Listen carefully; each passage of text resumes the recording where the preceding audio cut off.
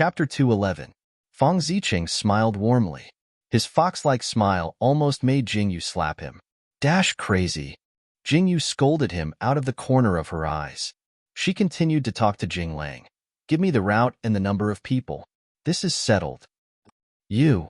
Jinglang's expression changed slightly as he glared at Jingyu. When he saw how stubborn Jingyu was, he shook his head helplessly. He thought to himself that he had to properly prepare for this. He could not afford to make any mistakes. Xing Er was shocked when he heard that Jingyu was going to rob the gold Buddha statues. He immediately sent someone to send a message to Xiao Qian. However, just as the message was sent to Xiao Qian, Jingyu and Fong Ziqing were about to take action. What are you doing here? At the foot of a mountain outside the city gate, Fong Ziqing looked around and asked Jingyu in confusion. Of course I'm here to find my Jian and Yin Feng. Jingyu arched her eyebrows and smiled. She skipped into the mountain and whistled. The sound of the whistle reverberated through the forest. Two gray wolves dashed towards Fong Ziqing and Jinglang under their astonished gazes. They had heard that Jingyu was raising two gray wolves, but they never had the chance to see them. Today, they finally got to see them.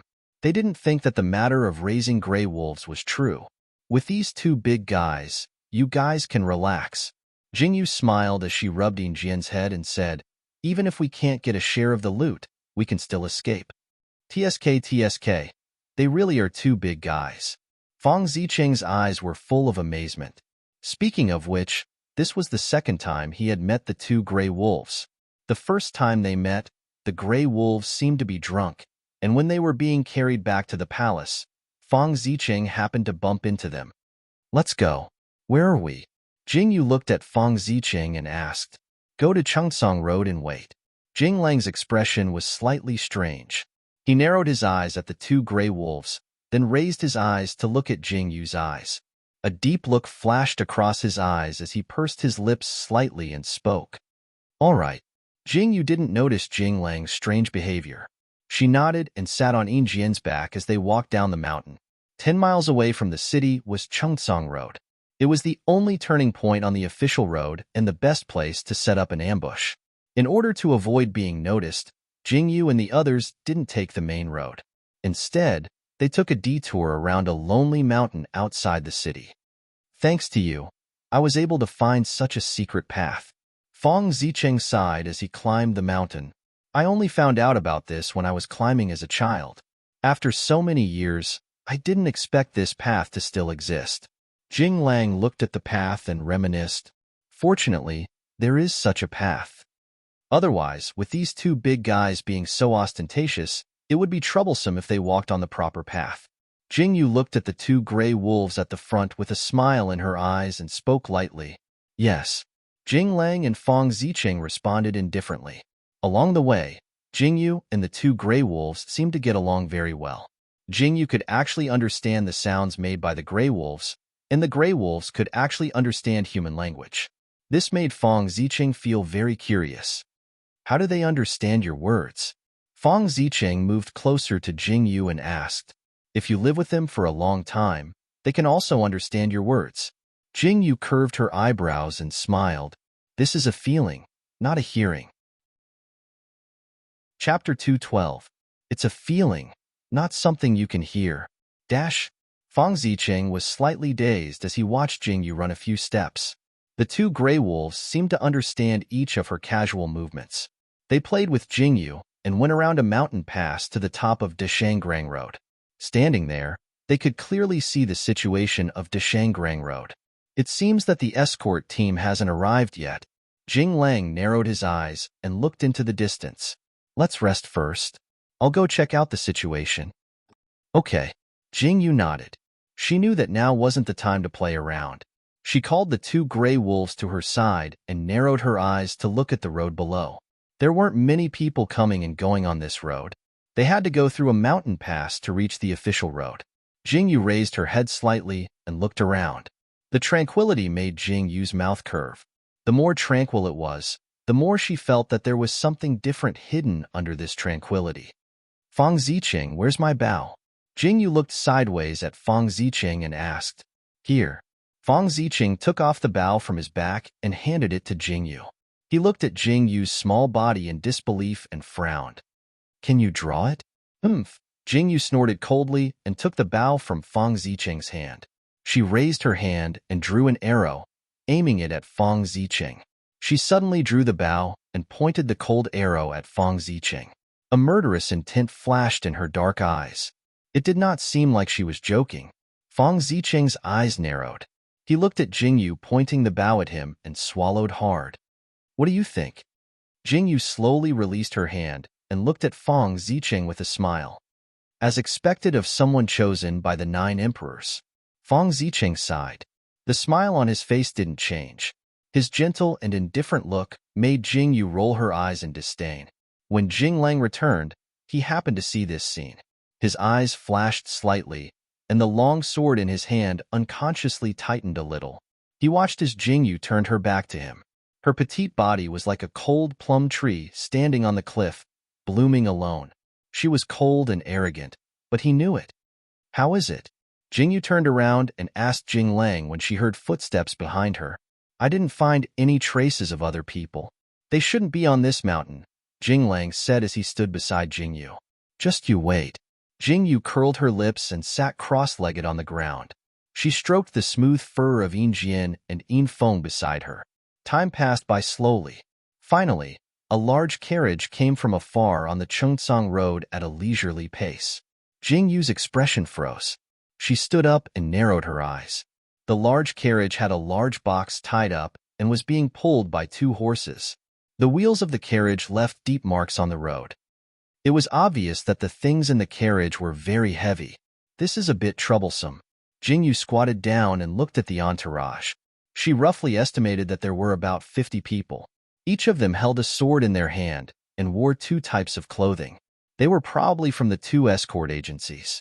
It's the Long Gate Escort Agency and the Flying Tiger Escort Agency. Jing Lang's expression also became serious.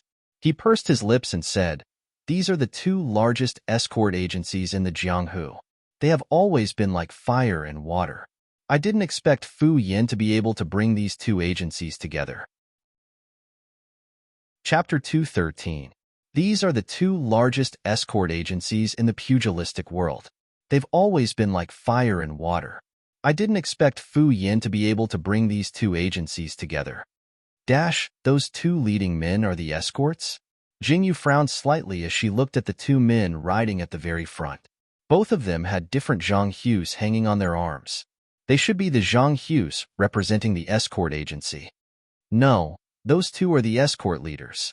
Jing Lang slowly shook his head and said, Even the escort leaders have been mobilized. Let's just watch and not join in the fun. Jing Lang grinned as he looked at Jing Yu. Since we're already here. Jing Yu narrowed her eyes and smiled. Let's just watch first. Just as Jing Yu and Jing Lang were talking enthusiastically, Fang Zicheng suddenly came up and looked at the situation below. He narrowed his eyes and said, Why do I feel that these escorts aren't as simple as they seem? What do you see? Jing Yu was slightly taken aback as she looked sideways at Fang Zicheng and asked. Fang Zicheng frowned and didn't say anything. He narrowed his eyes and sized up the slowly approaching caravan below. The escort's gazes and movements were all conveying information. Everyone was paying attention to the situation around them, except for one person who didn't move at all. On the carriage, there was a man wearing a gray robe driving the carriage with his head lowered. His sword was beside him, wrapped in cloth. It looked like it had never been drawn before. Fang Zicheng stared at the man carefully, paying attention to the movements of the people around him. So that's how it is. Fang Zicheng's eyes slowly lit up. What did you find? Jing Lang's expression slowly turned serious. Others might not know Fang Zicheng, but as his good friend, Jing Lang knew that Fang Zicheng wasn't a simple character. If I'm not wrong, there should be a head escort leader hiding in this caravan. Fang Zicheng's lips curled into a brilliant smile as he looked sideways at Jing Lang. That was clearly a smile, but it inexplicably made one tremble all over. Head escort leader? Jing Lang's whole body trembled as he continued to watch with narrowed eyes. Look at the man driving the carriage. He doesn't reveal his weapon. No matter how bumpy the carriage is, he sits very steadily. The people around him seem to be paying attention to the movements around them, but the way they look at that man is obviously different. He's definitely not an ordinary person, Fang Ziqing said lightly. This is going to be troublesome. Jing Lang frowned. Head escort leader. Fang's T-Tess. Do you know martial arts? Jingyu, who had been listening for a long time, suddenly turned to Fang Ziqing and asked, T-S-C-E-T-T2. I can only hold him back. It's not quite possible for me to win, Jing Lang replied, slightly taken aback. That's enough. Jingyu S22 to smile. She turned her head to watch the movements below. Her eyes moved slightly. Just as she was about to continue speaking, she suddenly saw a commotion in the forest on the opposite side of the road. Loud shouts were heard, and the caravan below abruptly pulled the reins of their carriages. The bodyguards drew their swords one by one. Jingyu stared in shock at the people surging out of the forest. She hadn't expected so many people to be hiding in the seemingly quiet forest. Since they were quite a distance away, Jingyu, Jing Lang, and the others didn't move. They continued to watch the movements below. Chapter 2:14. From a distance, Jingyu and Jing Lang didn't make a move and continued to observe the situation below. Can you tell who the people below are? Jingyu turned her head to look at Jing Lang and Fang Ziqing. Disorderly and undisciplined. Their martial arts aren't good either. They definitely aren't from the military, nor are they men of sacrifice. They don't have any sect insignia, nor are they from the Jianghu. They're just a bunch of bandits, Fang Ziqing said calmly, his tone full of disdain.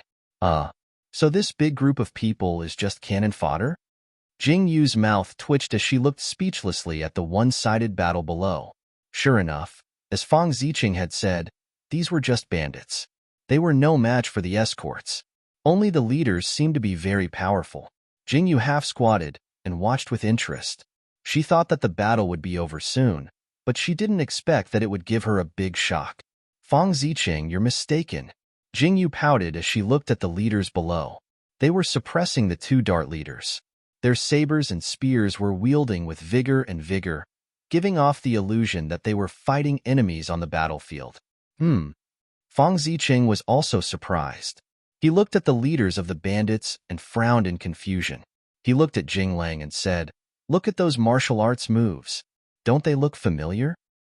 Yes.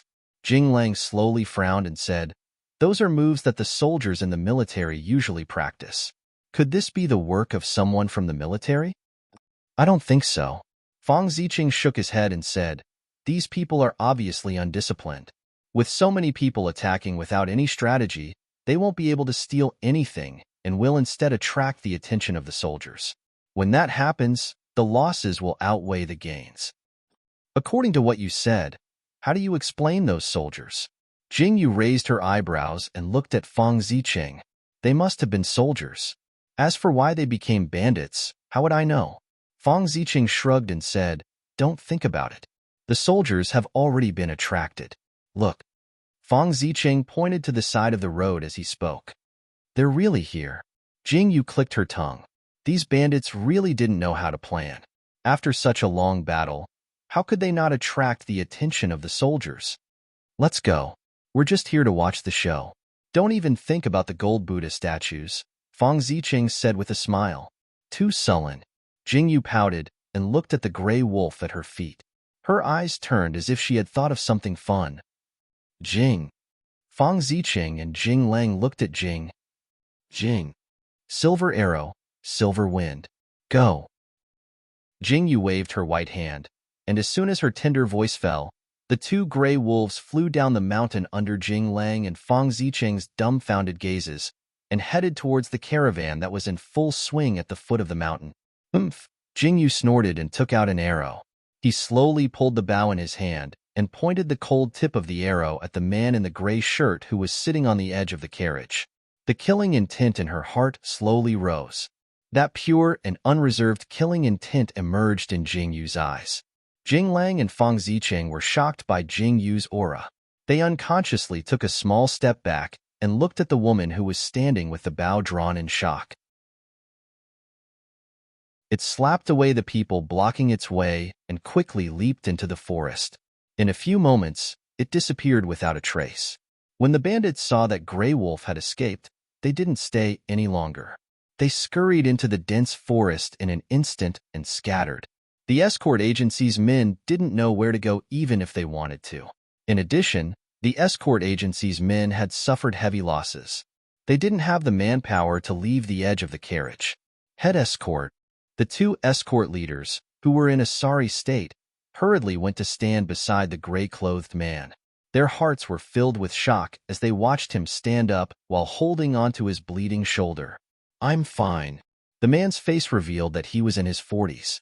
At this moment, the shock in his eyes had yet to fade. He looked in the direction from which the arrow had been shot. His heart was still filled with lingering fear. He frowned and shook his head at the two men. What happened just now? The two escort leaders looked at the wound on the man's shoulder and asked. Chapter 2:16. What happened just now? The two bodyguards asked as they looked at the wound on the man's shoulder. The gray-robed man shook his head and didn't say anything. After a while, the soldiers finally arrived and cleaned up the mess. After checking that the Buddha statue wasn't damaged, they slowly let out a sigh of relief. What happened on Changtsang Road quickly spread among the people outside the city. By the time Jingyu heard the news, she was already in Chinlai restaurant. She couldn't help but feel disgusted at the speed at which the news spread. Such a big matter actually took half a day to spread to the imperial city. Jingyu had already washed up and was sitting in the restaurant eating delicious food. Fang Zicheng and Jingyu were sitting opposite her and staring at her. I say, how long are you two going to stare at me? Jingyu rolled her eyes helplessly and glared at the two in front of her. The two continued to stare at her without saying anything. I'm impressed, Jingyu wailed and said. Didn't I just shoot an arrow? Is there a need to make you so surprised? You were. There was a complicated look in Jinglang's eyes. He wanted to say something but didn't know what to say. Stop, this matter is already over. We didn't get the Buddha statue. Jingyu stood up and looked at the two. Today's matter was just a show.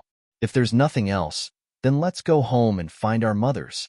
Miss, I'm tired and want to go home. Jingyu stood up and walked out, leaving Jinglang and Fang Zicheng dumbfounded. They looked at each other and sighed helplessly. Jingyu sat in the carriage and leisurely returned to the palace.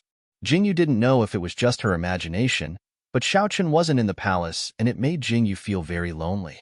Jingyu stayed in the restaurant every day and went to bed after washing up at night. When it was deep into the night, Jingyu hugged her blanket and slept soundly. The candle flame in the room flickered slightly, and a faint cold wind blew. A pair of black boots landed on the smooth floor, and they walked towards the bed with extremely light steps. The approaching figure stretched out a slender finger, as if wanting to reach out towards the sleeping Jingyu. As the hand approached and was about to touch Jingyu's cheek, the originally closed eyes of Jingyu suddenly opened and her body shot up. Tisk! A pitch-black dagger was placed under her fair neck and was about to slit it in the next second. Who is it? A fierce glint flashed across Jingyu's eyes. Her pitch-black eyes strangely flashed with a dark green luster in the dark night, but it disappeared in an instant. Little beauty, this young master came to give you something out of the goodness of his heart. Is this how you treat me? A familiar voice sounded and Jingyu's hand, which was holding onto the man's shoulder, paused. The murderous look on her face dissipated. Hellion Theo? What are you doing in my room in the middle of the night instead of sleeping? Jingyu released her hand and slowly moved the pitch-black dagger away from Hellion Theo's neck. She stood up and stared at Hellion Theo with a frown. Her eyes were filled with confusion. You're too heavy-handed. Hellion Theo stood up straight and raised his hand to touch his neck. His eyes flashed with fear as he looked at Jingyu. At that moment, he thought that his life was about to end. That sense of danger made Hellion Theo's heart tremble. Chapter 2:17. That sense of danger made Hellion Shio's heart palpitate. Serves you right. Jingyu sat on the bed and yawned. She looked at Hellion Theo and said, Tell me, why did you barge into my house in the middle of the night? Here, your pet. Hellion Theo took out a bamboo tube from his sleeve and threw it at Jingyu. Jingyu hurriedly caught it and suspiciously opened it. She looked inside and then poured out the thing inside. Ah? Jingyu looked at the thing on the bed in horror. Wasn't that Zhang Hua who had been missing for a long time? Hellion Theo, how did you torture my Zhang Hua? Jing Yu poked Zhang Hua's petite body. Zhang Hua didn't move at all. Jing Yu immediately went berserk. She stood up and angrily glared at Hellion Theo with her hands on her hips. In order to ensure the safety of this young master, I gave it some sleeping pills. Don't worry, it didn't die. The corners of Hellion Xiu's mouth curled up into a sinister smile as he said with a smile, "You're crazy." Jing Yu spat out these 4 words through gritted teeth. She raised her hand and held Zhang Hua in her hand with a pained expression. "It's just a snake." Hellion Theo shrugged nonchalantly. Jing Yu's body stiffened. She lowered her head and put Zhang Hua down. She picked up a black dagger and walked towards Hellion Theo. Jing Yu's actions stunned Hellion Theo. Before he could say anything, he saw Jing Yu suddenly place the dagger in front of him. Jing Yu slowly raised her head and stared at Hellion Xiu with her cold black eyes. She said coldly, "Isn't it just a human life? Why don't I kill you?" Hellion Theo's pupils constricted. He could clearly feel the cold, murderous intent in Jing Yu's eyes. She didn't hide it at all. It was so pure that no one could underestimate her murderous intent. "Get out." Jing Yu coldly looked at Hellion Theo and spat out these 3 words, "I." A profound look flashed in Hellion Xiu's eyes. He wanted to speak, but when he saw the resistance in Jing Yu's eyes, he pursed his lips tightly, took a step back, and turned to leave. Jing Yu looked at Hellion Xiu's back as he left, and only then did she put down her arm. Jing Yu turned and walked towards the bed. The moment she walked in, she saw Zhang Hua looking up at Jing Yu. Jing Yu stopped in her tracks and looked at Zhang Hua apologetically. She pursed her lips and said, "I'm sorry, I couldn't protect you. SSSS." Zhang Hua stuck out his tongue and shook his head. "Are you blaming me?" Jing Yu carefully reached out her hand and tried to get closer to Zhang Hua. Zhang Hua looked at Jing Yu's hand and hesitated for a moment. He bent down and touched Jing Yu's fingertips. Then, he retracted his hand. Jing Yu blinked and looked at Zhang Hua. Zhang Hua also looked at Jing Yu. When he realized that Jing Yu didn't retract her hand, he mustered up his courage and went closer. Jing Yu didn't reject Zhang Hua's touch. She moved her finger slightly and caressed Zhang Hua's body.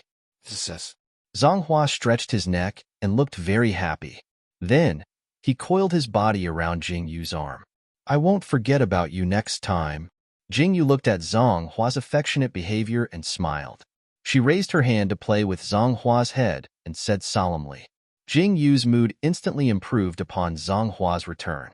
The next morning, she brought Zhang Hua to the restaurant. These days, Jing Yu didn't dare to relax at all. She only felt more at ease when she saw the endless stream of customers. Chapter 218. Only when she saw the endless stream of customers did she feel much more at ease. But today, when Jing Yu went to the restaurant early in the morning, she realized that the people who usually tried their best to squeeze into the restaurant actually took a detour around the entrance. Jing Yu noticed this and was immediately puzzled by Jing Yu's actions. "Xing'er, did you notice that there's something wrong with the people around us?" Jing Yu frowned and asked Xing'er. Xing'er also frowned and nodded when he heard Jing Yu's question. "Let's go in and take a look." Jing Yu narrowed her eyes and turned to walk into the restaurant. The moment she walked in, Jing Yu's expression changed. The exquisitely decorated restaurant was now in shambles. The tables and chairs were smashed into a mess. Broken plates and bowls were everywhere, and there were a few people lying on the ground. Jing Yu naturally recognized these people. They were wearing the restaurant's special clothes and were personally selected by Jing Yu to maintain order in the restaurant. But now, her people were covered in footprints and lying on the ground with bruises all over their faces. What happened? Jing Yu's face darkened. "Boss, you're here." Xin Yuqing only reacted when he heard Jing Yu's voice. He hurriedly walked over to Jing Yu and slightly turned his cheek, as if he didn't want Jing Yu to see the large palm print on his swollen face. "Who did this?" Jing Yu's anger was rapidly rising. "Boss, it's all my fault for not being able to protect the restaurant." Xin Yuqing's eyes were filled with self-blame. "Go and close the door. Come up and tell me the details." Jing Yu took a deep breath and turned to speak to Xin Yuqing. Then, She walked up to the second floor. When Shen Yuqing finished tidying up and walked into the private room, he saw Jingyu sitting expressionlessly on the chair. Boss. Shen Yuqing bowed slightly to Jingyu. Sit down and talk. Jingyu nodded slightly and gestured for Shen Yuqing to sit down. After Shen Yuqing sat down, she asked, "What happened? Tell me." "We have to start from 10 days ago." Shen Yuqing deliberated for a moment and said, "When you open a restaurant on this street, there will be people coming to collect protection fees. You have to pay this fee for the restaurant to continue operating. When I opened the restaurant in the past, I paid a lot of protection fees." Protection fees? Was it collected by the government? Jingyu frowned slightly and asked, "No, there is a ruffian on this street called Wang Matzi. He is the tyrant of the Eastern Street and is extremely arrogant. He is also on good terms with the government official and has countless subordinates. He comes to harass ordinary people like us for no reason. Every time, we have to give him enough money and face to send him away." Shen Yuqing slowly said, "Before our restaurant opened, that pockmarked Wang came once, but I sent him away with some kind words. Now that the restaurant is opened, I've paid quite a bit of money. I didn't expect that pockmarked Wang would see our restaurant's high profits and ask for more money every time. He's also come more often." Shen Yuqing's eyes flashed with anger. This restaurant is the owner's blood, sweat, and tears. It had just started to make a profit, but it was plundered like this. How could I bear it? Yesterday, that Wang Matzi came again. I was unwilling to take out the money, so he left at that time. Today, at dawn, when our restaurant just opened, Wang Matzi brought people in and smashed the restaurant. He was the one who beat up the people? Jingyu's expression was calm, as if there was no fluctuation in her emotions. Her words were also very calm. Chapter 219. So he was the one who hit you? Jingyu's expression was as calm as ever, and her words were incomparably calm. Yes. Shen Yuqing lowered his head in shame and said, "Pockmarked Wang's subordinates are all street ruffians. Even if the shop's employees worked together, they couldn't beat them. We could only watch as they smashed everything in the shop. Boss, this is all my fault. If I hadn't offended pockmarked Wang, things wouldn't have turned out like this." Shen Yuqing's eyes were filled with guilt. He stood up and knelt before Jingyu. "What are you saying?" Jingyu quickly waved her hand to help Shen Yuqing up and said, "I didn't know about such a big thing. It's my dereliction of duty as the boss. Don't worry, everyone won't be beaten up for nothing." "Boss, don't be rash. Pockmarked Wang has many subordinates. If we offend him, then I'm afraid our restaurant won't be able to continue operating on East Street." Shen Yuqing hurriedly said, "Don't worry, I won't offend him." Jingyu faintly tugged at the corner of her mouth. Shen Yuqing looked at Jingyu with some confusion. He didn't understand what Jingyu wanted to do. Could it be that she wanted to spend more money to curry favor with pockmarked Wang? It seemed like this was the only way. Thinking of this, Shen Yuqing sighed deeply. His heart was very uncomfortable. "Go tell pockmarked Wang that the boss of Have Money wants to talk to him," Jingyu said to Shen Yuqing with a faint smile. When Shen Yuqing heard Jingyu's words, he knew it was as he thought. He responded and left. When he walked out of the door, he sighed. His heart was filled with exhaustion. Jingyu sat back down and silently looked out the window. Xing Er stood beside Jingyu and frowned slightly. He was thinking about what Jingyu would do tomorrow when Jingyu suddenly turned her head to look at Xing Er and asked, "Is there a good bow in the palace?" "Yes." Xing Er paused slightly before nodding. He looked at Jingyu with some confusion. He didn't know why Jingyu suddenly asked about a bow. "Let's go home and practice archery." Jingyu arched her eyebrows, stood up, and walked away. After Jingyu returned to the prince's mansion, she really did ask Second Xing to find a bow. Standing in the lotus garden, she knocked the bow and shot at the thick tree trunk. From the initial 1 arrow to the subsequent 3 arrows all hitting the target, this short duration of 2 hours made Second Xing, who was waiting by the side, extremely terrified. Jingyu nodded in satisfaction and smiled. She handed the bow in her hand to Xing Er and said, "Take good care of it. Tomorrow, take it to the restaurant." When Jingyu finished speaking, she unhesitatingly turned and entered the room. She didn't care that Xing Er was standing there with a shocked expression. Why was she going to the restaurant with a bow? Did Jingyu want to use this bow to scare those ruffians so that they wouldn't dare to come and cause trouble again? Xing'er looked at the longbow in his hand and frowned slightly. The next morning, Yin Xiao was about to go into the room to wake Jingyu up. She was just about to raise her hand when the door opened. Jingyu stood in front of Yin Xiao dressed neatly. Yin Xiao was stunned for a while before she bowed in greeting. This servant will help Imperial concubine wash up. Yin Xiao bowed slightly to Jingyu. Jingyu nodded and washed up. Xing'er was already standing outside the palace. Jingyu looked indifferently at Xing'er before entering the carriage and heading towards the restaurant. The main door of the restaurant was still closed. Jingyu entered the restaurant from the back door. Chapter 220. Jingyu glanced at Xing'er indifferently before entering the carriage and heading towards the restaurant. The restaurant's main door was still tightly shut. Jingyu entered the restaurant from the back door. When Wang Matzi arrived, he saw the tightly shut main door of "Have money come." His lips curled into a cold smile as he shouted for his men to break down the door. His arrogant appearance attracted countless passers-by and spectators, who all looked at the restaurant as if they were watching a show. Inside the restaurant, Jingyu stood in the corridor on the second floor. When she heard the sound of someone breaking down the door, she raised her hand slightly to signal the people below to open the door. The moment the door was opened, 5 to 6 robust men swarmed in. Their fierce-looking bodies were truly frightening. Ha ha ha. Where is the owner of "Have money come"?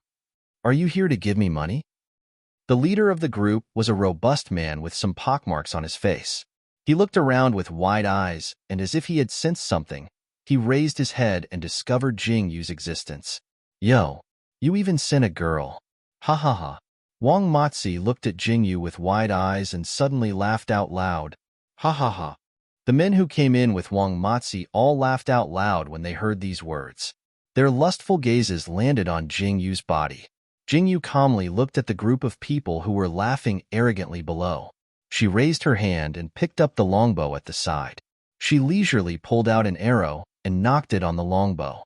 She aimed at Wang Matzi and slowly pulled the bowstring open.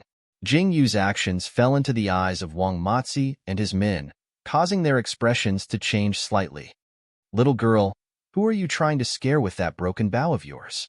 Do you really think that we brothers are so easily frightened? Wang Matzi stood up and stared at Jingyu's posture of raising the bow as he laughed mockingly. That's right. We brothers aren't easily frightened. Shoot if you have the ability. The other person also laughed out loud. Jingyu was only 14 years old. Holding such a big bow was not intimidating at all. Moreover, Jingyu was a girl. Everyone relaxed their vigilance and began to mock her. Shun Yuqing, who was standing at the side, awkwardly touched his ear. If the person holding the bow was Xing'er, there would be some deterrence. But to let a 14-year-old girl hold a bow, there was no deterrence at all. I don't believe that you dare to shoot in front of so many people. Pockmark Wang sneered at Jingyu and said loudly, Little doll, come down obediently. Big brother will take good care of you. Ha ha ha. Pockmark Wang's lewd laughter echoed in the restaurant. Everyone in the restaurant was furious. Close the door. Jingyu narrowed her eyes and suddenly said. The two servants below were stunned for a moment before they ran over to close the door of the restaurant. Wang Matzi and the others looked at the closed door and were stunned for a moment. Clearly, they didn't know what it meant. What are you, shy? Pockmark Wang said as he laughed and took another step forward. Jingyu's lips curled into a sneer. The cold tip of the arrow was pointed directly at Pockmark Wang. Her eyes narrowed and a green light flashed in those pitch-black pupils. Pockmark Wang and Jingyu looked at each other. That green light was like a curse, causing Pockmark Wang, who had just taken a step forward, to stiffen. A chill crept up his back. Chapter 221. A look of horror flashed in his eyes. Before he could exclaim with his mouth wide open, the cold arrow in Jingyu's hand had already loosened. The arrow with the intention to kill almost penetrated Pockmarked Wang's throat without any hindrance. Chi. Everyone was silent. Closing the door was to not frighten others. Jingyu slowly lowered her hand, and cold words came out of Jingyu's mouth. Kill. Murder. The burly men who followed Wang Matzi in were dumbfounded as they looked at Wang Matzi, who had fallen to the ground with a loud bang. Wang Matzi's face was filled with fear and disbelief, and his mouth was wide open as if he wanted to say something, but he couldn't. Chi, chi, chi. 3 arrows were shot consecutively, and the 3 burly men who were the fastest to reach the door were all shot to death. The remaining 2 men looked at the 3 men who had died in front of them, and their legs went soft as they knelt on the ground. Their bodies trembled, and they couldn't utter a single word to beg for mercy. Jingyu pulled out 2 more arrows and aimed them at the 2 men who were kneeling on the ground with faces full of fear. The lips of the 2 men trembled, and they actually lost control of their bowels due to fear. Jingyu's eyes flashed with disgust, and she didn't hesitate to release the arrows in her hand. Open the door and throw them out. Jingyu expressionlessly placed the bow in her hand on the table, and after saying this, she turned and left. Throw them out. Shin Yuqing was stunned for a while before he found his voice again. He wanted to raise his hand to call for help, but he found that his hands were trembling badly, and even his legs were weak. He could only hold on to the railing on the 2nd floor to stabilize himself. The onlookers at the restaurant's entrance stretched their necks to look at the closed door, and they could vaguely hear the movements coming from inside. Their hearts were full of curiosity. What exactly happened inside? The door was closed, and they couldn't see anything, but looking at the movements inside, could it be that a fight had broken out again? The stewards of the restaurants on the street all had a gloating look on their faces. For more than a month, Rich Guy had been too arrogant and had taken away all the business in their restaurants. Now that he had finally provoked pockmarked Wang, they were afraid that they would not be able to get any benefits. Thinking of this, smiles appeared on the faces of the managers of the restaurant. Just as everyone was guessing, the tightly shut door of the restaurant finally opened under everyone's expectations. One by one, people were thrown out, scaring everyone into retreating one after another. After throwing the people out, the door was closed with a bang. Only then did the crowd look at the people who had been thrown out. When they saw Wang Matzi, who had turned his head to the side with a pair of frightened eyes and a bloody hole in his throat, a sharp scream rang out from the crowd. Ah! Murder! Someone is dead. Murder! Everyone immediately retreated and looked at the 6 people who had fallen on the ground in horror. All of them had died in the same way. Their faces were full of fear, and their eyes were wide open. There was a deep bloody hole in their throats. At this moment, everyone's expression changed as they looked at Rich Guy. This was not a joke. This was murder. Not only did they kill people, but they also threw out the corpses so blatantly. This was a heavy blow to everyone's heart. Those who had the mentality of watching a show from the other restaurants were now drenched in cold sweat. Now, Jingyu's image in Shen Yuqing's heart was incomparably high. Putting aside the fact that she was able to open a restaurant, Shen Yuqing still broke out in a cold sweat when he thought of her fierce killing of the ruffians. Now that she was still safe and sound after killing the ruffians, how could he not be impressed by her ability? Jingyu leisurely ate the snacks. Shen Yuqing had already left. Jingyu smiled and looked at Xing'er. Don't you send news to Xiao Chan every day?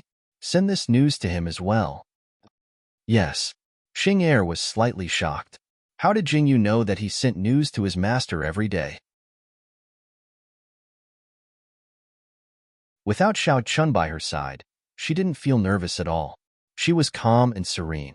Jingyu, do you know why I summoned you into the palace today? Xiao Yi looked at Jingyu kneeling below him and asked with a slight frown. Fu Ruoqing, who was sitting next to him, withdrew her hand that was massaging Xiao Ye's shoulder. Her dark eyes stared at Jingyu with an unclear expression. This humble girl knows. Jingyu lowered her head and said, Your Majesty summoned this humble girl into the palace to ask about the murder in the restaurant on Eastern Street. It's good that you know. Xiao Ye's face was gloomy. He didn't hide the pressure of a person of high status at all. He stared at Jingyu as if Jingyu would be mercilessly punished if she said anything wrong. I heard that the restaurant was managed by you? Xiao Yi coldly snorted and looked at Jingyu.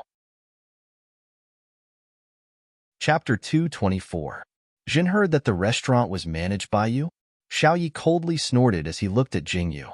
Yes, the restaurant was managed by this commoner. Jingyu lowered her head so her expression couldn't be seen. Then how do you explain the murder in the restaurant? Xiaoyi furrowed his brows and angrily said, Your Majesty, the restaurant was killed for revenge and not for murder.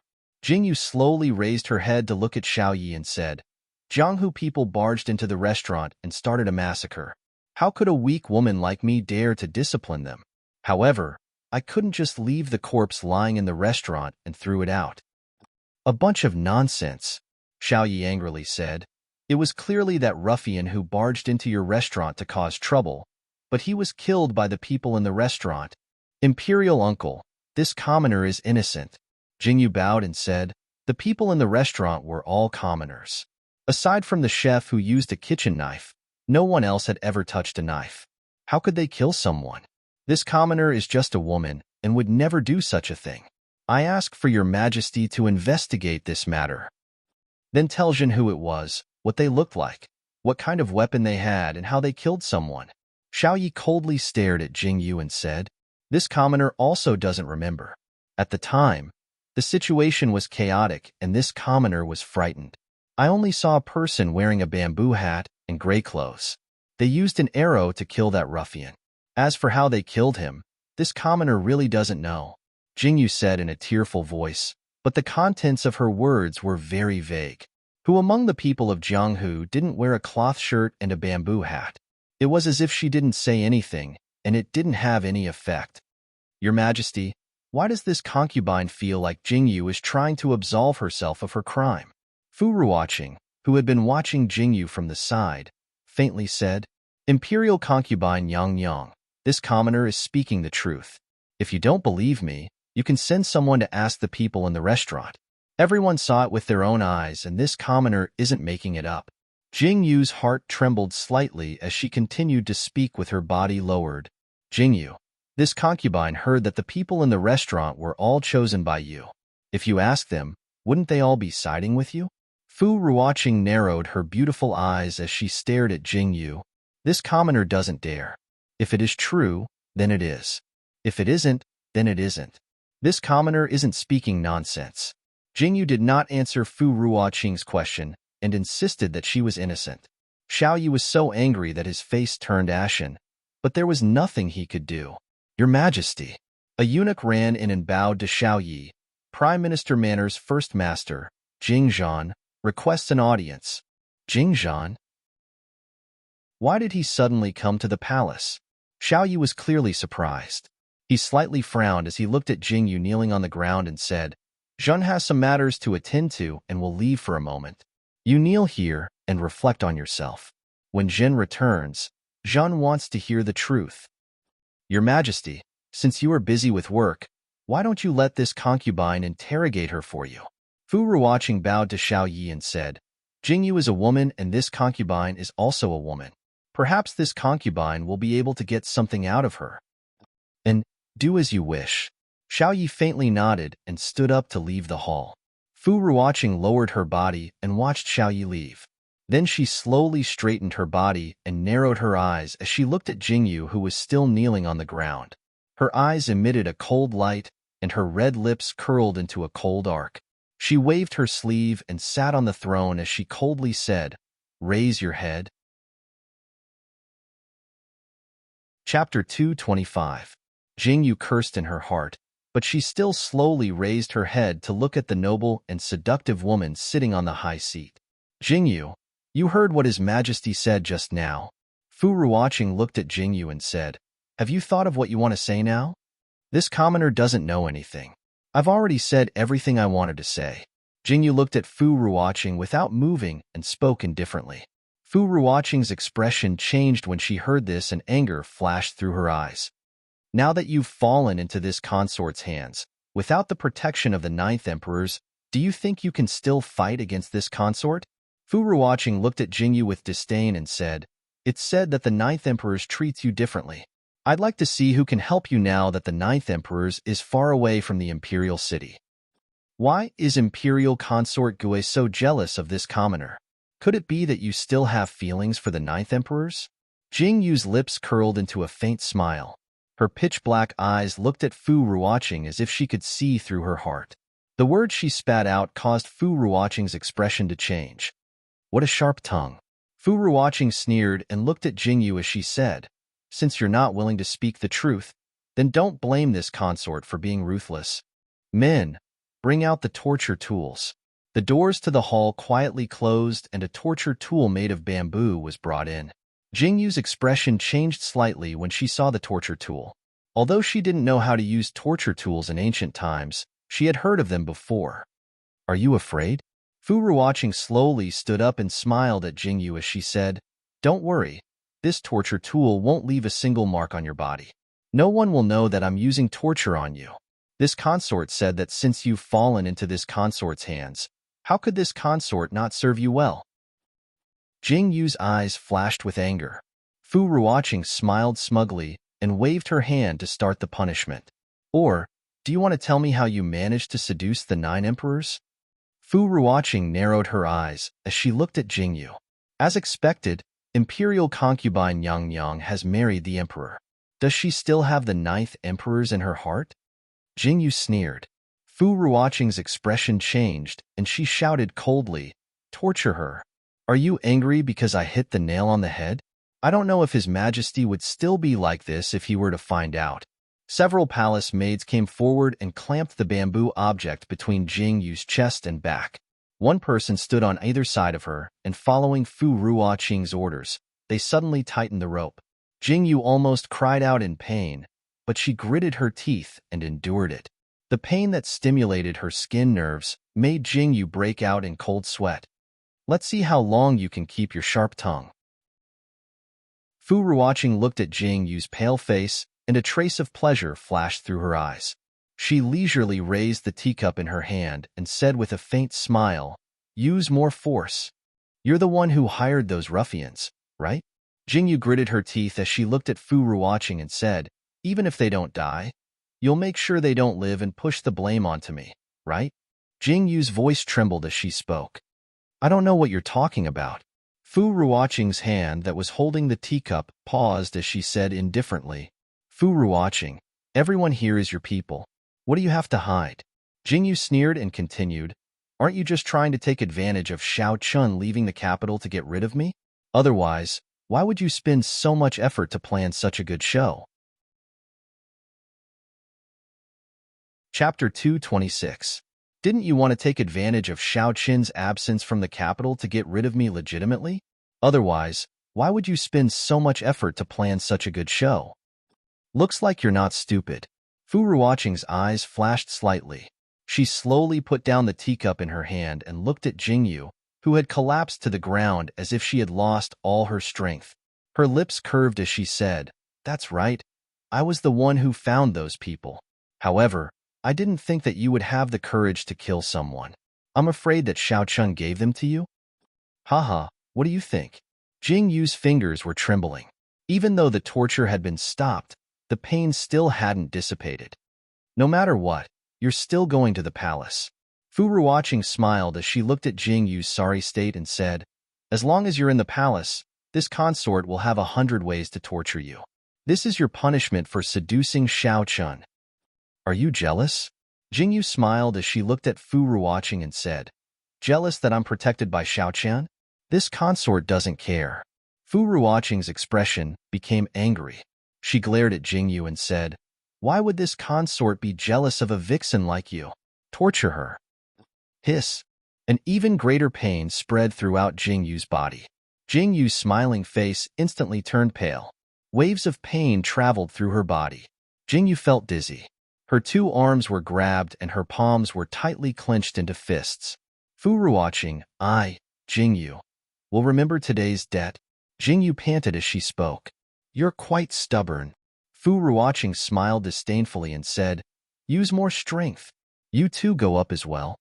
As Fu Ruoqing spoke, she pointed at the 2 palace maids who were standing to the side with their heads lowered. The 2 of them obeyed and went up. An even greater force was exerted on them. Jingyu's eyes turned red, and the last bit of color on her face faded. Her clothes were soaked with sweat, and her eyes were wide open as she almost fainted. Jing Yu's pitch-black eyes stared fixedly at Fu Ruoqing, as if something strange was rolling in her eyes. She gritted her teeth and endured the pain. Finally, she seemed to have reached her limit. She could already feel her will weakening, and a faint, dark green luster was surging in her pitch-black eyes.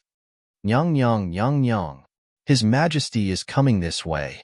A figure quickly ran into the hall and said anxiously, "How could he be so fast?" Fu Ruoqing's expression changed. She hurriedly called out to someone and said, "Take the things away and bring a basin of water to wipe her down. Also, help her change her clothes." Yes. Everyone cleaned up the palace in an orderly manner without the slightest bit of panic. It was obvious that they had done this kind of thing too many times. Jingyu was like a puppet, allowing them to do whatever they wanted. A cold smile appeared on her face. Not long after, Xiaoyi arrived. The doors to the hall opened, and the scene inside was the same as before. Jingyu was still kneeling in the same spot, and Fu Ruoqing was sitting on the high seat. When she heard Xiaoye's voice, she straightened her robes and stood to welcome him. "Your Majesty, Chunxia is useless. I didn't manage to get anything out of her," Fu Ruoqing said apologetically as she knelt at Xiaoye's feet. "Jin knows." Xiaoye replied faintly and said, "Jing Lang, you can come in and take her away. It was Zhen's mistake." "Ah, Your Majesty, what mistake?" Fu Ruoqing's expression changed as she looked at Xiaoyi and asked. Just now, when Jing Zhan came to find Zhen, Zhen suddenly remembered that a few days ago, the Crown Prince told Zhen about the appearance of a burglar in the Imperial City. The appearance of the burglar was the same as what Jingyu had described. Zhen forgot for a moment and only remembered it when Jing Zhan reminded Zhen. Xiaoyi said faintly. Chapter 227. Flying Thief? Why would a flying thief suddenly appear? That's impossible. Fu Ruoqing was anxious and wanted to defend herself, but Xiaoyi glanced at her with displeasure. Zhen has already made a decision on this matter. Xiaoyi looked at Fu Ruoqing with dissatisfaction and said, "It will be announced to the public tomorrow. Jing Lang, you have to investigate this matter for Zhen. To be so arrogant in my Tokyo Imperial City and defy the laws, you must punish them severely after you catch them." Yes, this official understands. Jing Lang was standing at the door in his military attire and bowed when he heard Xiao Ye's words. "All right, you can take her away." Xiao Ye waved his hand and said, "I didn't think that after meeting the eldest princess, you would become friends with Jingyu. Your Majesty must be joking. This humble subject only got to know Miss Jingyu because of her restaurant. That restaurant is the only restaurant in the Imperial City. If your Majesty went to eat there once, I'm afraid you wouldn't be able to forget it." Jing Lang smiled faintly and bowed. "Oh, isn't it just a restaurant? Zhen's Imperial Palace is full of chefs. They can even make Manchu Han Imperial banquets. What's so good about this small restaurant?" Xiaoyi waved his hand indifferently and said, "All right, you can take her away." "Thank you for your grace, Emperor." Jing Lang didn't say anything else and bowed before walking towards Jingyu, who was kneeling on the ground. "You don't need to kneel. Get up." Xiaoyi looked at Jingyu, who was kneeling on the ground, and said, "Thank you for your grace, Emperor." Jingyu's face was pale. She straightened her body with difficulty. She wanted to stand up, but she had no strength at all. Jing Lang's eyes flashed slightly. He walked forward and helped Jingyu up. Jingyu took the opportunity to stand up and suddenly cried out. "What's wrong?" This sound attracted Xiaoyi and Fu Ruoqing's attention. Fu Ruoqing tightly gripped the handkerchief in her hand, afraid that Jingyu would say something. "It's nothing. I accidentally twisted my ankle," Jingyu said with her head down. "How did you twist your ankle for no reason?" Xiaoyi frowned. "Emperor doesn't need to worry. I'll have to trouble General Jing Lang to help this official out," Jingyu said with a smile. "It's good that you're fine. Go." Xiaoyi waved his hand and didn't think much of it. Fu Ruoqing looked at Jing Lang's back and slowly let out a sigh of relief. Jingyu's body. Jingyu. The two of them walked out of the palace gates, where a sedan was prepared to send Jingyu out of the palace. Because Jingyu had said in front of Xiaoyi that she had sprained her ankle, she was given such an honor. Before arriving at the palace gates, Jingyu's behavior was extremely normal, as if she had sprained her ankle. There was nothing strange about it, at least from afar. The other person standing next to the palanquin was Xing Er. When Jingyu saw the two people, she understood in her heart.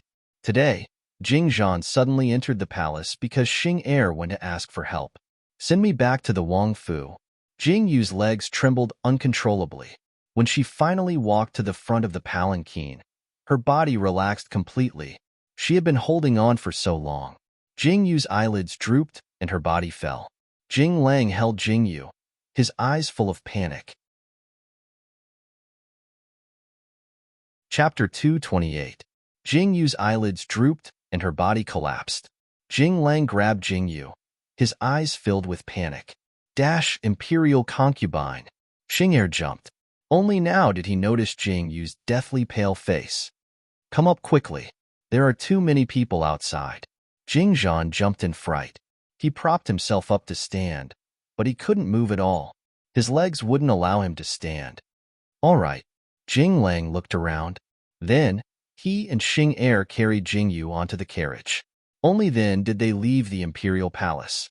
The figure standing in the imperial palace watched the carriage leave and also turned to leave, walking into the imperial palace. Inside the carriage, Jingyu's small face was completely pale. Her red lips were completely drained of blood. Her eyes were tightly shut, and she was unconscious. Jingzhan looked at Jingyu's face. His expression changed unpredictably. He raised his hand and lifted Jingyu's sleeve. Her skin was smooth and without any marks. Jingzhan frowned. His gaze fell on Jingyu's face. This was the first time Jingzhan had seen Jingyu so closely. That face full of childishness was so similar to the bright and beautiful woman in his memory, but it also seemed to be different. He could clearly see the tenacity and decisiveness in Jingyu's brows that Qi-yun didn't have. His wife, Qi-yun. The similarity between mother and daughter caused his gaze to waver for a moment. He looked at Jingyu with eyes full of pity. Xing Er, who was sitting to the side, looked at Jingzhan's expression. He pursed his lips slightly and didn't say anything. When they arrived at the Wang Fu, it was Jing Lang who carried Jingyu back to Lian Yuan. He immediately called for a doctor to diagnose Jingyu. The diagnosis was out of everyone's expectations. The doctor said that Jingyu had fainted because she had endured great pain. However, when Yin Xiao checked Jingyu's body, she didn't find any major injuries. This situation really confused everyone. However, what Jingzhan said next revealed the reason. When they learned that there was such a torture tool, Xing Er and Jing Lang's faces both changed. Since the imperial concubine didn't announce this matter, she must have her own plans. Let's wait for the imperial concubine to wake up before discussing this. Xing Er pursed his lips tightly and looked at Jing Lang and Jingzhan as he spoke. I definitely won't let this go. Jingzhan tightly gripped the wheelchair under him. Jingzhan's daughter. He didn't even have time to dote on her. How could he swallow this anger? Father, I will get to the bottom of this matter. Jing Lang nodded and said coldly, It's not convenient for the two of you to stay in the Wang Fu for long. When the imperial concubine wakes up, this one will tell the imperial concubine. Xing Er bowed to Jingzhan and Jing Lang. The two of them nodded in agreement. They knew that now wasn't the time to stay. They looked at the sleeping Jingyu and sighed silently before leaving. Jingyu slept all the way until the next day. In the middle of the night, second interrogation officer was leaning against the door with his eyes closed to watch over Jingyu, who was sound asleep. Suddenly, he heard footsteps and opened his eyes abruptly to look over. There was a figure hurrying in front of the courtyard door. Master. Xing Er was shocked. Didn't he say he would only arrive tomorrow? Why was he here in the middle of the night? Where is she? Xiao Qin's face was full of anxiety. He walked in front of Xing Er with a cold wind. His eyes were cold and calm, but there was a hidden anxiety. The imperial concubine is resting and hasn't woken up yet. Just as Xing Er finished speaking, Xiao Qin impatiently pushed open the door and strode into the room. The wind caused by his footsteps caused the burning candles to sway. The shadows of the surrounding furniture also swayed. Chapter 229. The wind caused by his footsteps caused the candles to flicker, and the shadows of the furniture in the surroundings also swayed. Xiao Qin strode into the room. When he saw Jing Yu's sleeping body on the bed with her eyes closed, his anxious heart finally relaxed. He carefully walked closer to Jing Yu. Under the candlelight, Jing Yu's face was pale, and her originally beautiful lips were also devoid of color. Xiao Chen's expression changed as he carefully observed Jing Yu's expression. He raised his hand to pick up Jing Yu's arm and lifted the sleeve of her robe. What entered his eyes was the smooth skin that was not different at all. This caused Xiao Chen to frown. He carefully tucked Jing Yu in before standing up and walking out of the room. Master. Xing Er and Xing Yi, who were waiting at the door, both bowed when they saw Xiao Chen come out. I want to know everything. Xiao Chen's expression changed unpredictably. The words he spat out were filled with a strong iciness, and there was also a trace of undetectable killing intent. When Jing Yu regained consciousness, it was already noon of the next day. Jing Yu slowly woke up from her sleep. When she woke up, she felt the pain in her body that had not yet dissipated. This caused Jing Yu to frown. She opened her eyes and looked around. It was her room. Only then did she let out a sigh of relief. Imperial Consort, you're awake? Yin Xiao happened to be carrying a bowl of medicinal soup into the room. Seeing Jing Yu, who was struggling to sit up, her eyes instantly lit up as she called out happily. And Jing Yu's voice was slightly hoarse. Slow down, I'll help you sit up. Yin Xiao quickly put down the bowl in her hands and went forward to help Jing Yu sit up. She then helped Jing Yu sit up. Who sent me back yesterday? Jing Yu looked at Yin Xiao, who had turned around to get the bowl of medicinal soup, and asked. It's the first master and first young master of the Prime Minister's estate, Yin Xiao said as she walked towards Jing Yu with a bowl of medicine in her hands. Jing Yu nodded her head when she heard that. It was indeed the two of them who sent her back. Just as she was about to continue asking, she suddenly saw another person appear at the door. He was dressed in a black robe and walked in with a frown. His eyes lit up when he saw that Jing Yu had woken up. Xiao Chen, why are you back? Jing Yu looked at Xiao Chen, who was striding towards her, and asked in a daze. Yes. Xiao Chen responded and took the bowl of medicine from Yin Xiao's hands. He waved at Yin Xiao before taking the bowl of medicine and sitting beside Jing Yu. Jing Yu blinked her eyes and looked at Xiao Chen in confusion. She then asked, You still haven't answered me when you came back. Jing Yu said as she avoided Xiao Chen's hand in disdain. Xiao Chen narrowed his eyes and replied indifferently, I arrived last night. Jing Yu opened her mouth and drank the medicine that Xiao Chen fed her. She looked at Xiao Chen and asked, Did you rush back after receiving news from Xing Er? Yes, Xiao Chen replied indifferently. His eyes were filled with gentleness as he watched Jing Yu drink the medicine. Did I cause trouble for you again? Jing Yu looked at Xiao Chen's expressionless face and felt a little uneasy. She pursed her lips and asked. Xiao Chen's hand, which was holding the bowl of medicine, paused. He looked up at Jing Yu and said, I actually hope that you caused trouble for me. Xiao Chen put down the bowl of medicine and looked coldly at Jing Yu. He asked, Who tortured you? You know? Jing Yu was shocked. She lifted her hand and lifted her clothes. She said, Fu Ruoqing said that there wouldn't be any traces left. How did you know?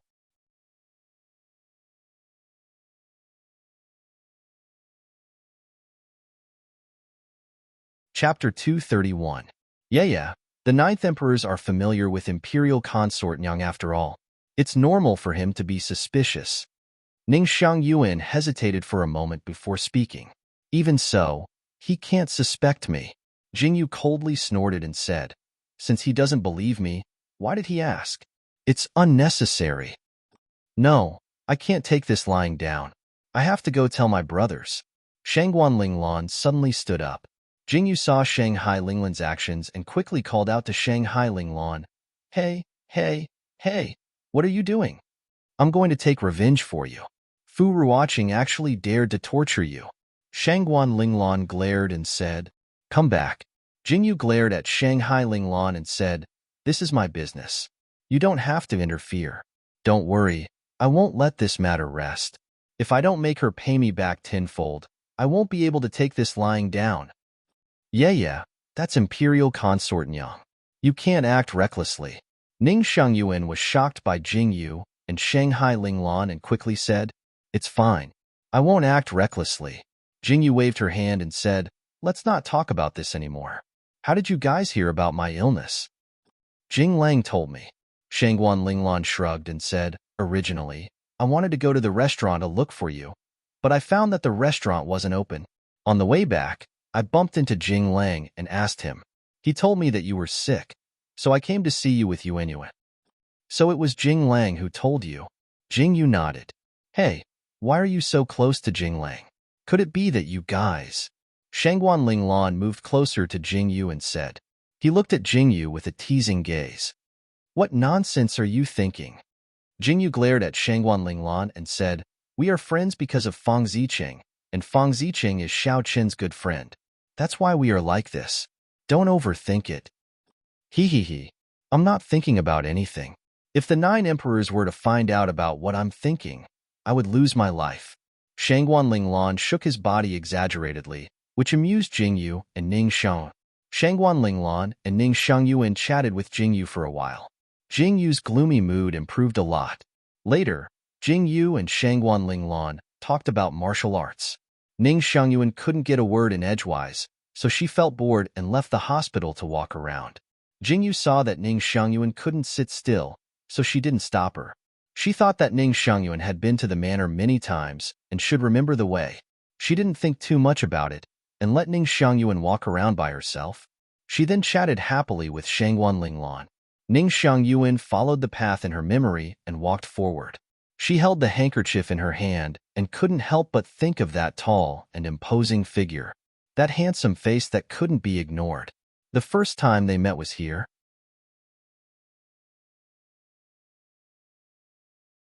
Chapter 232. Just the side of his face was so stunning that Ning Xiangyuan's heart could not help but race. Who is it? As Ning Xiangyuan was lost in her thoughts, she was suddenly startled by a cold voice. Xiao Qin frowned slightly and turned around. I am sorry. I did not mean to disturb the 9th emperors. Ning Xiangyuan quickly bowed and said, Xingyi. Xiao Qin obviously recognized that Ning Xiangyuan was Jing Yu's good friend. He waved his hand slightly at Interrogation Officer 1, who was glaring at him from the side. Interrogation Officer 1 retracted his murderous aura and slowly retreated. He stood a little further away. Ning Xiangyuan watched Interrogation Officer 1 retreat and then slowly breathed a sigh of relief. Are you here to visit Jing Yu? Xiao Qin looked at Ning Xiangyuan and asked with a slight frown. Greetings to the 9th emperors. Ning Xiangyuan bowed to Xiao Qian and replied, Yes, I heard that Yeya is sick, so we are here to visit her. Is she okay? Xiao Qin hesitated slightly and turned his head to ask. Ning Xiangyuan heard Xiao Qin's question and was slightly surprised. A strange feeling flashed through her mind. She smiled faintly and said, The 9th emperor is standing here with a worried expression. I am afraid that it is because of Jing Yu and Imperial concubine Fu. She told you? Xiao Qin frowned and looked at Ning Xiangyuan. Yes, Yeya and I are best friends. This matter has upset the 9th emperors. I apologize to the 9th emperors on behalf of Yeya. Ning Xiangyuan bowed to Xiao Qin again. Xiao Qin waved his hand and said, If only she was half as polite as you. After Xiao Qin finished speaking, Ning Xiangyuan's eyes lit up and her heart began to beat uncontrollably. A faint blush appeared on her cheeks. She smiled shyly and said, Yeya is a straightforward person. She doesn't mean any harm. Humph. Xiao Qin snorted coldly and did not speak. Yeya has already explained everything clearly. Perhaps Yeya wanted the 9th emperors to care more about Imperial concubine Fu. That is why she said that. Ning Xiangyuan's hands slightly tightened around the embroidered handkerchief as she spoke carefully. What do you mean? Jing Yu is lying? The person who tortured her was not Fu Ruoqing, right? Xiao Qin's expression suddenly changed as he turned to look at Ning Xiangyuan. No. Ning Xiangyuan hurriedly waved her hands. She looked as if she had accidentally said something that she should not have said. Her eyes flashed with anxiety. Xiao Qin stared at Ning Xiangyuan so intensely that Ning Xiangyuan took a step back. Xiao Qin suddenly flung his sleeves and left, bringing with him a wave of suppressed anger. Xingyi looked at the angry Xiao Qin leaving, and his expression changed slightly. He turned his head and looked meaningfully at Ning Xiangyuan. Ning Xiangyuan's heart skipped a beat when she saw Xingyi's gaze. She lowered her eyes. Jingyu was saying goodbye to Shangguan Linglan when she saw Ning Xiangwen walk in. She paused for a moment before Shangguan Linglan looked at Ning Xiangwen reproachfully and said, "I thought you got lost in the palace and was about to send someone to look for you. Where did you go, and why did you take so long to come back?" "It's nothing. I just looked around. It's all Yeya's fault. This palace is too big. It took me half a day to walk back." Ning Xiangyuan looked at Jingyu reproachfully as she spoke. "It's not my fault. You should go and reason with Xiao Chen." Jingyu shrugged innocently. Ning Xiangyuan suddenly heard Jingyu say Xiao Chen's name, and her heart trembled. She said uncomfortably, "Yeya, don't tease me. I wouldn't dare to confront the 9th emperors."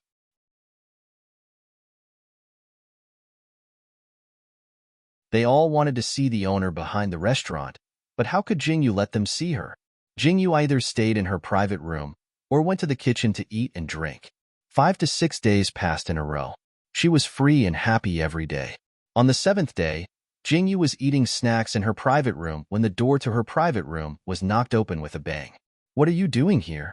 Jingyu was slightly taken aback. She looked at Xiao Qian, who was standing in front of her private room with a gloomy expression, and said indifferently, "Come back to the prince's mansion with me." Xiao Qian did not say anything else and went forward to take Jingyu's hand. "I'm not going back." Jingyu dodged. Chapter 234. "I'm not going back." Jingyu dodged. Jingyu, have you caused enough trouble? Xiao Chen looked coldly at Jingyu. His eyes filled with anger. "What about me? We're not even married yet, so why should I listen to you?" Jingyu glared back at Xiao Chen, her aura not losing to Xiao Chen in the slightest. "Don't cause trouble without reason." Xiao Chen took a deep breath, hating Jingyu for not listening to him. She challenged his authority again and again, making Xiao Chen feel annoyed for the first time. "If you think I'm causing trouble without reason, then go find someone else. Why are you staring at me?" Jingyu waved her hand indifferently, her words causing Xiao Chen's aura to become even colder. Xiao Chen tried hard to take a deep breath, suppressing the rising anger in his heart, and glared at Jingyu. "Do you think this king can't do without you?"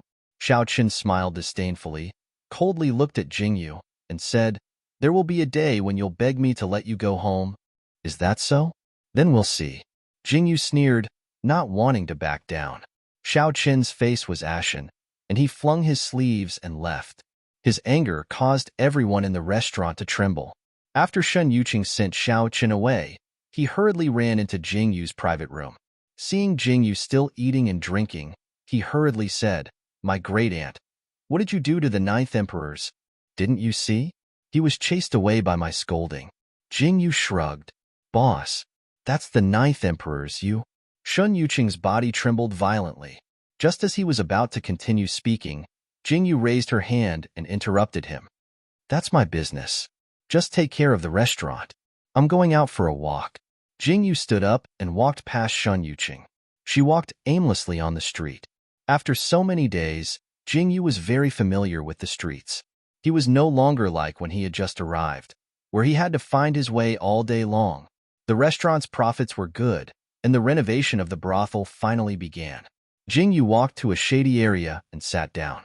Below her feet was a gurgling river.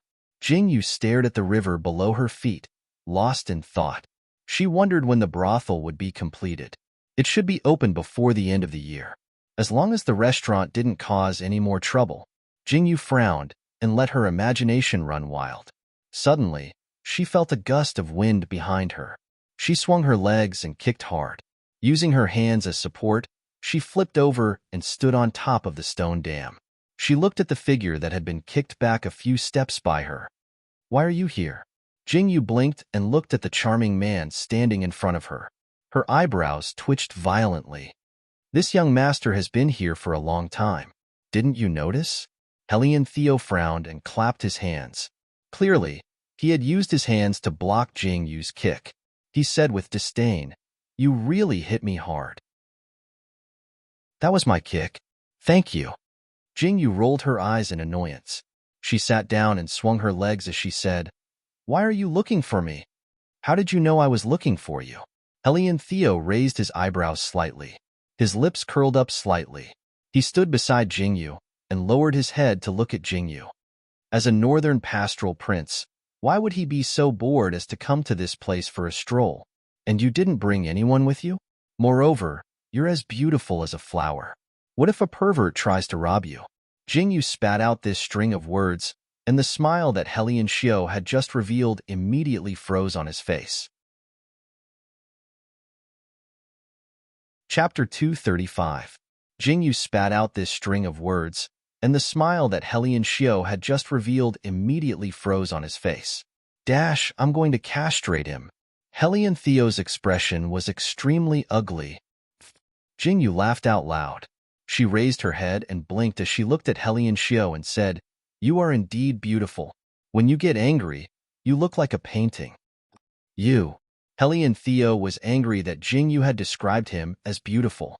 However, when he looked down at Jingyu's eyes that were as bright as the stars, he suddenly couldn't get angry. For some reason, he felt that Jingyu's praise made him feel a little proud. At the very least, Jingyu was the first to praise her appearance in a praising tone.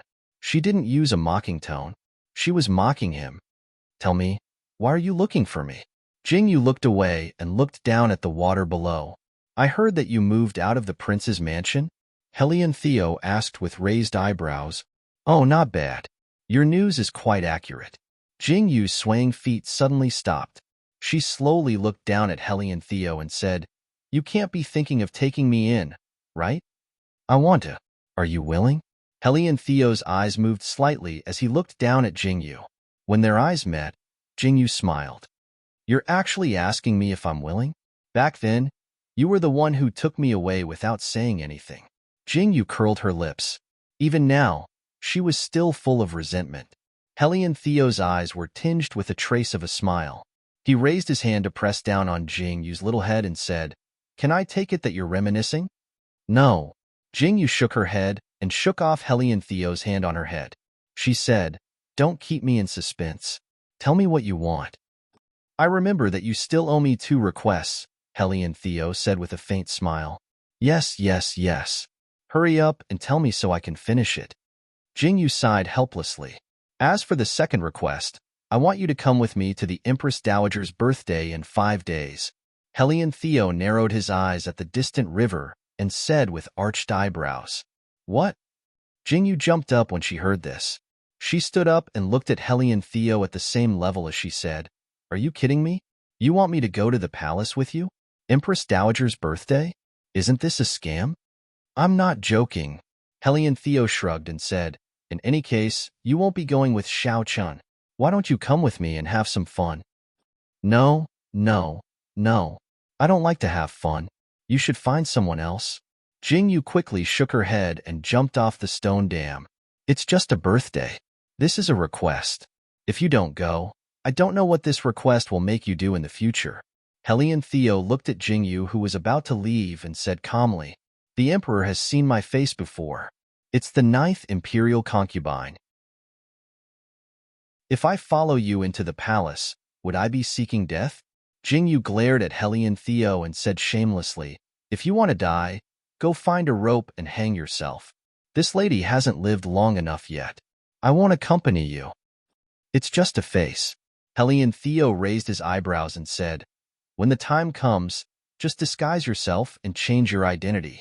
This young master promises that no one will recognize you." "Really?" Jingyu was conflicted. She wanted to repay this damned request as soon as possible, but she was also worried that she would be done for if she was caught. "Of course." Helian Theo nodded and said, "This young master will definitely protect you." "All right." Jingyu gritted her teeth and said, "I'll reluctantly believe you this time. You have to disguise me thoroughly." Chapter 236. "I'll reluctantly believe you this once, but you have to disguise me more thoroughly." No problem. Helian Theo smiled at Jingyu. In a corner where Jingyu wasn't paying attention, a glint flashed across his eyes. Jingyu returned to the restaurant with an uneasy heart. She knew that the Empress Dowager's birthday was coming, but she didn't expect it to come so soon. Since Helian Theo said that he had a way to disguise her, then she would reluctantly believe him. Jingyu returned to the restaurant and suddenly remembered. Today, Xiao Chun came to look for her because of this. Humph. He wanted to invite her back so easily. How could there be such an easy thing? Jingyu hummed a little tune as she tidied up the room. Then, she turned around and went behind the screen to rest. She waited for 5 days and finally, it was the day of the Empress Dowager's birthday. On the 4th day, Hellion Theo specially sent someone to deliver a set of clothes to Jingyu. He said that Jingyu should wear this set of clothes during the birthday celebration. Jingyu didn't think much of it at the time. She even cursed in her heart. Does Hellion Theo really think that I'm so poor that I can't even afford a set of clothes? But after thinking about it, Hellion Theo gave it to her anyway. It would be a waste if she didn't wear it. However, when Jingyu wanted to change into the set of clothes the next morning, she was completely dumbfounded by the set of clothes. Ah fuck. What kind of damned set of clothes is this? Jingyu stood in front of the bronze mirror and looked at the set of clothes that she was wearing. The corner of her mouth twitched. Are these really clothes meant to be worn? Jingyu, why aren't you done changing? Hellion Theo's voice sounded from outside the screen. Jingyu tugged at her clothes and walked out silently. Hellion Theo turned to look. When he saw Jingyu's outfit, he was stunned for a moment before bursting into laughter. Ha ha ha ha. You. What are you doing? Hellion Theo laughed so hard that he almost choked. He looked at Jingyu, not knowing whether to laugh or cry. Hey, what kind of clothes are these? I can't even tell the front from the back. Which one is the head, and which one is the feet? Jingyu glared at Hellion Theo bitterly. Ha ha ha. Wait a moment. I'll get someone to come up. Hellion Shio laughed loudly and left. Jingyu tugged at her clothes with a look of disgust. In the end, she tore off the few pieces of cloth with great difficulty and threw them on the bed angrily. Miss Jing, I'll help you put on your clothes. A pretty girl stepped behind the screen and bowed slightly to Jingyu. Just call me Jingyu. Thank you for the trouble. Jingyu bowed slightly to the girl and allowed her to dress her up. Hellion Theo not only brought her clothes, but also a bunch of jewelry. Jingyu closed her eyes silently and allowed the girl to apply the jewelry on her face. Miss Jingyu, it's done. Jingyu almost fell asleep when she heard the gentle voice. When she heard the voice calling her, she opened her eyes in a daze. The moment she opened her eyes, she saw another person in the mirror open her eyes. Wow, look at that person. She's so beautiful. Jingyu pointed at the mirror and said. Immediately, the person in the mirror pointed at Jingyu. Jingyu froze on the spot. Miss Jingyu, that person is you. The girl in charge of dressing Jingyu said. When she saw Jingyu's actions and words, she almost laughed out loud. It must be fake. Jingyu stood up abruptly and leaned closer to the mirror. She looked at the seductive makeup on her face in the mirror. Even the childishness in her face was gone. Her lively eyes seemed to be able to seduce people, and people couldn't help but be attracted to her. Chapter 237. Her quick-witted eyes seemed to be able to seduce people, making people unable to resist being attracted to her. Dash, did you help me change a layer of skin? Jingyu looked at the woman beside her with a conflicted expression as she asked. Yes, Miss Jingyu is naturally beautiful. That woman curved her eyebrows and smiled as she supported Jingyu to stand up and said, These are the shoes that Hellion Gongzi specially sent over. Jingyu stared at the shoes that were as tall as a wooden stake, and the corners of her mouth fiercely twitched. Who told me that there were no high heels in ancient times? Then what is this? Jingyu silently put on the shoes and discovered that they weren't very heavy. Stepping on the ground was also very comfortable. Compared to the thin heels of the modern era, they looked quite good. Jingyu nodded her head in satisfaction as she looked at the person reflected in the bronze mirror. Her fiery red clothing was like a raging inferno. The cream-colored girdle was adorned with sparkling gold jewels, and the cuffs and collar were all cream-colored tassels. What clothes are these? How come I've never seen them before? Jingyu raised her arm and asked in confusion. This servant also doesn't know. The woman lowered her head and didn't say anything else. Instead, she supported Jingyu as they walked out. Jingyu didn't think much of it and raised her head to look at the bewitching beauty in the mirror. She silently sighed in her heart. Sure enough, clothes make the man, just as a horse makes the saddle. After dressing up, She was still exceptionally beautiful. Jingyu walked out of the folding screen, perfectly satisfied. Hellion Theo was practically about to finish drinking the tea on the table when he finally heard movement. With a heart full of resentment, he turned his head, but the moment he turned his head, he was stunned in place. "Where?" Hellion Theo muttered somewhat absent-mindedly, but after spitting out these two words, he suddenly came back to his senses. His gaze was complicated as he looked at Jingyu standing in front of him. "What? Have you been bewitched by this lady's beauty?" Jingyu charmingly smiled at Hellion Theo. "Aside from your figure, everything else is not bad." Hellion Theo looked up and down at Jingyu. The other emotions in his eyes had already disappeared. "Do you still want me to go or not?" Jingyu's face darkened as she glared at him with a pair of clear black and white eyes filled with disdain. "You really have no shame to talk to a 14-year-old girl about her figure." Hellion Theo arched his eyebrows and smiled. Without saying anything else, he led Jingyu towards the palace. When they were seated in the carriage, Hellion Theo took out a fiery red scarf and handed it to Jingyu. Jingyu blinked her eyes and looked at Hellion Theo. Hellion Theo pointed at Jingyu's face. Only then did Jingyu understand and raise her hand to cover her face. After Jingyu covered her face, she blinked her eyes and looked at Hellion Theo as she asked, "Wait a moment, what's my name?" "Nailin you." Hellion Theo blurted out without thinking. Why do you want to call yourself that?" Jingyu asked, blinking her eyes in confusion. "It's nothing, I just thought of it." Hellion Theo turned his head and didn't say anything. Jingyu looked at Hellion Theo strangely and said indifferently, "Let's make a deal. I won't take off my veil during the banquet and I won't speak. You can do as you see fit." "Don't worry, you just need to stand by my side."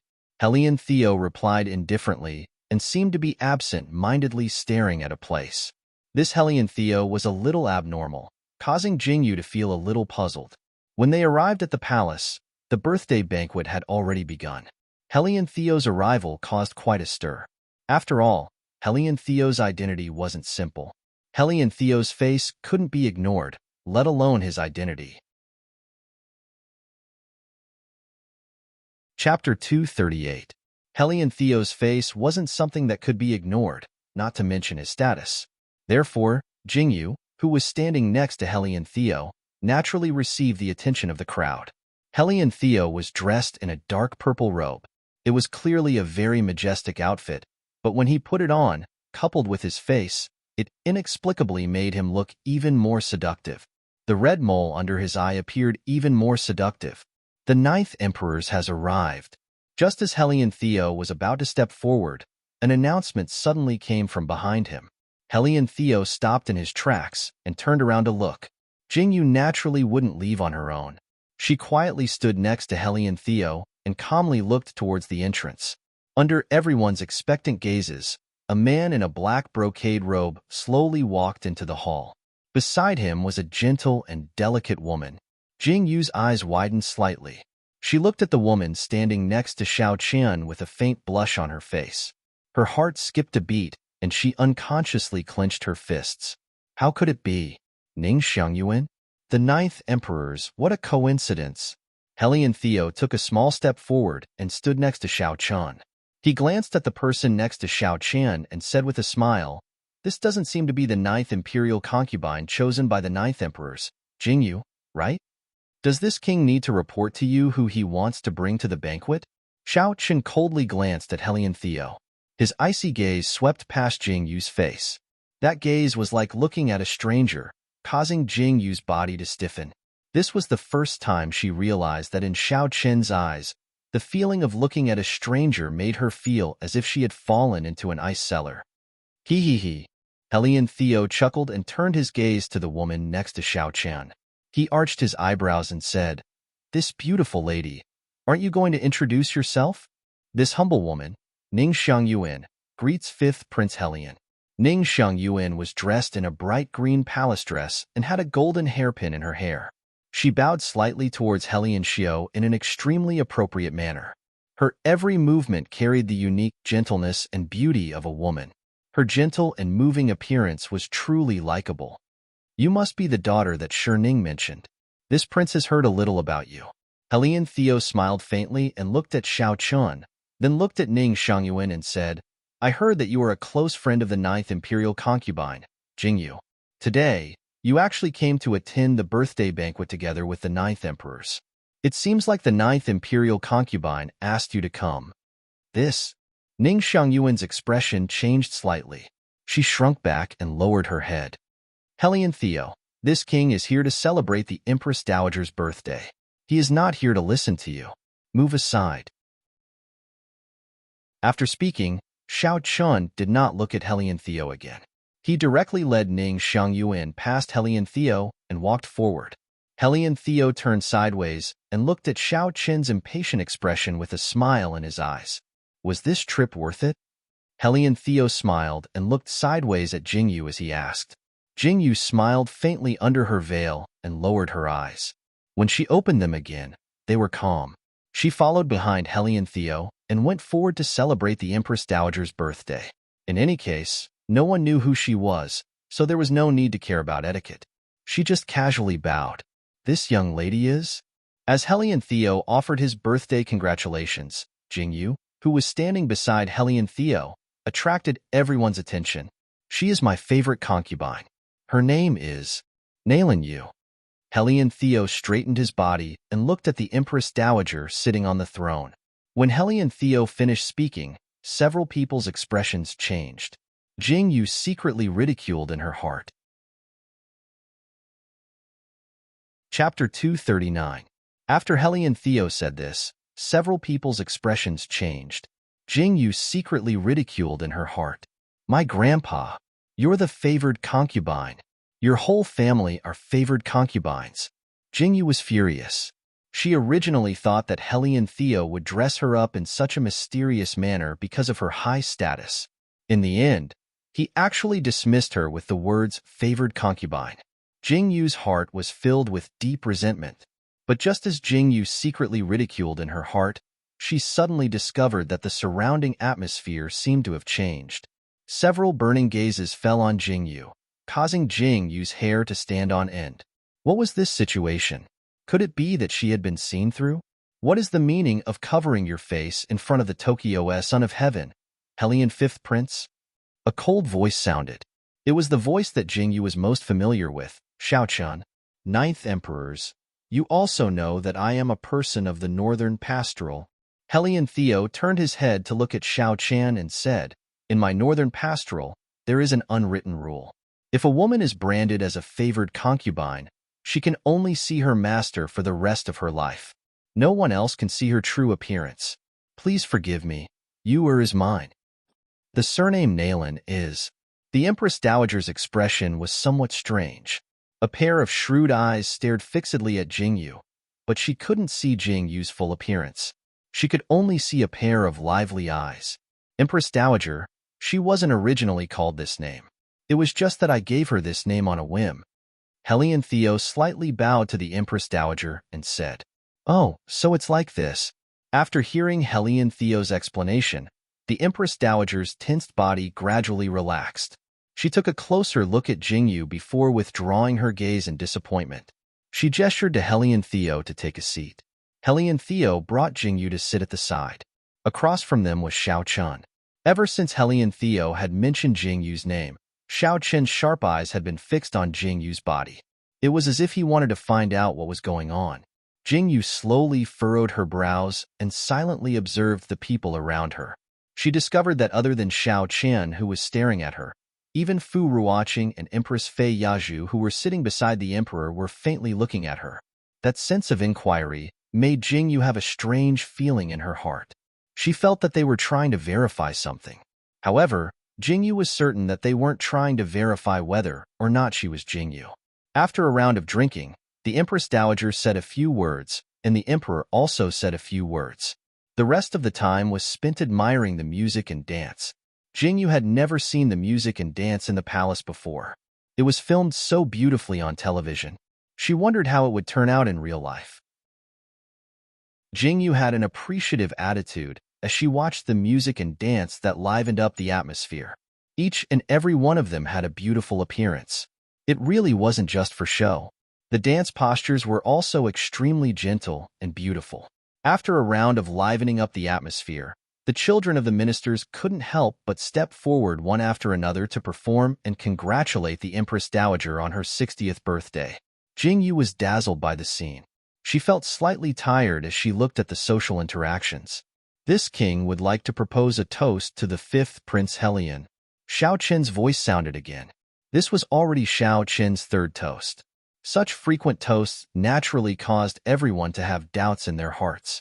Although there had never been any rumors that the 9th Emperors and Helion Theo had a bad relationship, they had never heard of them being on good terms.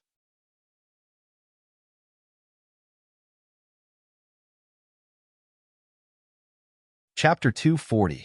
Although there were no rumors that the 9th Emperors and Helion Theo had a bad relationship, there were no rumors that they were on good terms. Xiao Qin's repeated toasts during the banquet puzzled everyone. The 9th Emperor's really has a good tolerance for alcohol. I can't hold my liquor well anymore. Helion Theo's heart skipped a beat. He raised his hand slightly and said, "Why don't I let my beloved concubine have a drink with the 9th Emperors?" As Helion Shio's words fell, the people who were watching the commotion here were a little surprised. Jingyu was also shocked. She frowned and looked at Helion Shio with a warning look in her eyes. However, Helion Shio beautifully ignored her. Okay. Xiao Qin's gaze fell on Jingyu, and he responded indifferently. At this moment, even Jingyu had to drink. There were so many pairs of eyes watching. Jingyu glared fiercely at Helion Theo. She stretched out her slender white fingers and gently picked up the wine cup in her hand. Her clear black eyes looked directly at Xiao Qin without any obstruction. Their eyes met, and they were both calm. Let this little girl drink this cup of wine on behalf of the 9th Emperors. Just as the two were looking at each other, Ning Xiangyuan, who was sitting next to Xiao Qin, suddenly spoke. She raised the wine cup in her hand and smiled at Jingyu. When Ning Xiangyuan raised the wine cup in her hand, Xiao Qin frowned slightly. However, he slowly put down his wine cup.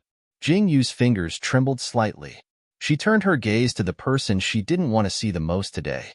Xiao Qin caught the flash of anger in her black eyes. Miss Nayland doesn't want to? Ning Xiangyuan looked at Jingyu, who didn't move for a long time, and said with a gentle smile. Jingyu silently put down the wine cup in her hand and withdrew her hand. She didn't say a word. Everyone's expression changed when they saw this. Ning Xiangyuan's body stiffened as she raised her wine glass. She could feel the mocking looks from all around her. Jingyu's action was like a slap to Ning Xiangyuan's face. This clearly meant that Ning Xiangyuan didn't even have the right to raise a cup with a favored concubine. What a big slap to the face. Everyone was waiting for Xiao Qin's reaction. After all, Ning Xiangyuan came with Xiao Qin today. Such a big slap to the face should at least show some reaction, right? But strangely, Xiao Qin didn't react at all. His eyes were fixed on Jingyu. Everyone looked at Xiao Qin, then at Helion Theo, and finally at Jingyu. Sorry, this favored concubine of mine has been spoiled by me. Helion Shio faintly curled up the corners of his mouth. Although he was apologizing, the expression on his face didn't seem to be one.